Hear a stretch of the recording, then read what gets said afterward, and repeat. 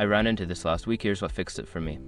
If you found yourself needing to recover funds from a closed Kraken account, follow these steps to help you navigate the process. Step 1. Gather your information.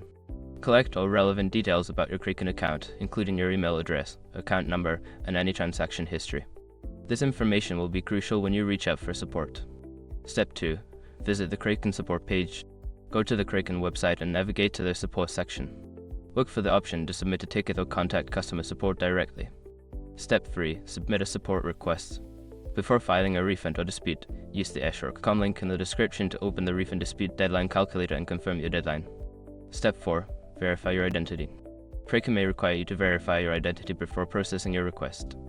Be prepared to provide identification documents such as a government-issued ID or proof of address. Step 5. Follow up. If you don't receive a response within a few days, follow up on your support ticket. Persistence can pay off, as some users have reported delays in responses. Remember, patience is key in this process. Good luck with your recovery, and I hope you get your funds back soon.